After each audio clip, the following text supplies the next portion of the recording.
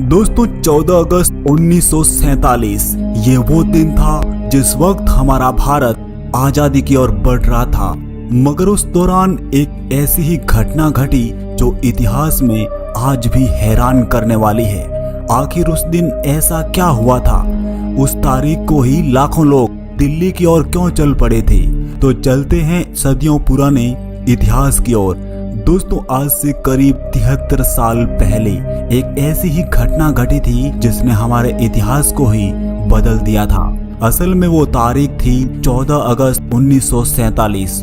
उस एक रात ने ही हमारे भारत को पूरी तरह हिलाकर रख दिया था। आखिर उस 14 अगस्त की काली रात में ऐसा क्या हुआ था?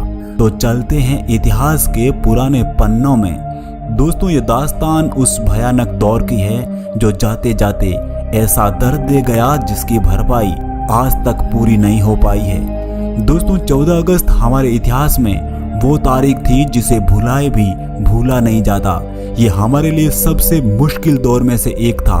असल में इन सब का फसाद था बंटवारा, भारत पाकिस्तान का बंटवारा। एक ऐसी लाइन जो सरहद में तब्दील हो गई थी। लोगों ने निर्णय लेने की क्षमता तक खो दी थी, क्योंकि रिश्ते तो लाइनों के दोनों तरफ थे। आखिर जाए तो जाए कहां? ये सब इतिहास उस 14 अगस्त की काली रात में ही बदला था।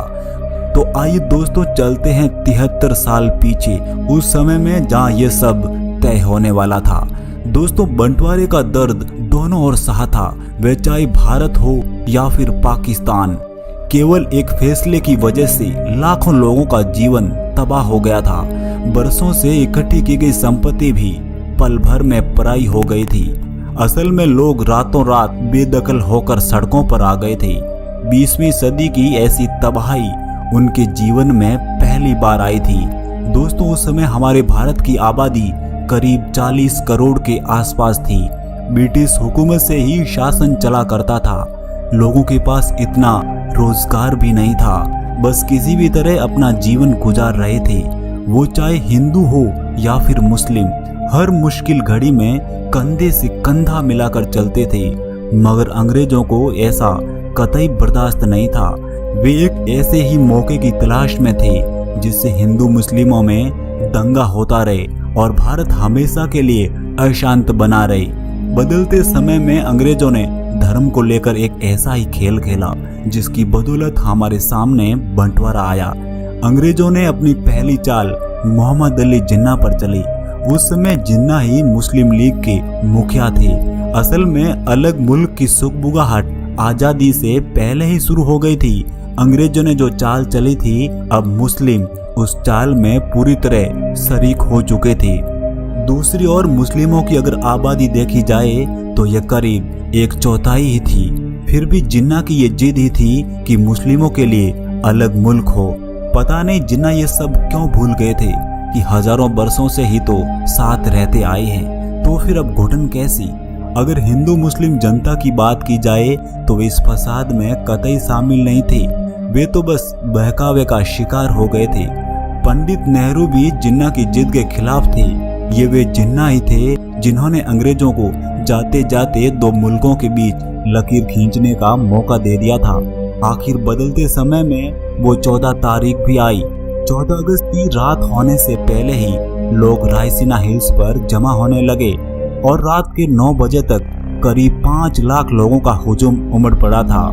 करीब रात 10 बजे पंडित नेहरू, सरदार पटेल, डॉक्टर राजेंद्र प्रसाद और माउंट बेटन वायसराय हाउस पहुंचे और फिर 12 बजने से पहले ही सारी कार्रवाई निपटा ली थी। घड़ी में 12 बजते ही ब्रिटिश झंडा उतारकर तिरंगे को लहरा दिया था।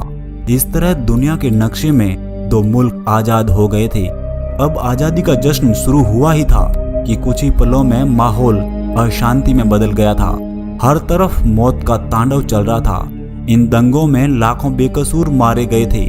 जिन लोगों ने एक साथ आजादी का सपना देखा था, अब वे ही एक दूसरे को मारने पे तुले थे। ये विभाजन दोनों तरफ दुखदाई था। अब विभाजन के काले छाये ने देश को घेर लिया था। कुछ लोग भारत से पाकिस्तान जा रहे थे, वहीं कुछ पाकिस्तान से भारत आ रहे थे। आने जाने के दौरान दोनों तरफ बंटवारे का दंश झेलना पड़ा। इस भयानक दौर में हर कोई एक दूसरे का दुश्मन बन रहे थे, मगर कुछ ऐसे लोग भी थे जिन्होंने इंसानियत के खातिर हिंदू मुस्लिमों में फर्क नहीं किया था और अपनी जान की परवाह किए बिना ही पीड़ितों को शरण दी थी जिन्हें वे जानते तक नहीं थे। असल में यह बंटवारा अफरा तफरी में ही हुआ था। माउंटबेटन को भी ज्यादा वक्त नहीं मिला था, फिर उन्हें जल्दबाजी में ही ऐसे बंटवारे को अंजाम देना पड़ा था। दोस्तों कमेंट में हमें जरूर बताइएगा कि इस बंटवारे पर आपकी क्या राय है और वीडियो लाइक के साथ चैनल सब्सक्राइब जरूर कीजिएगा। धन्यवाद।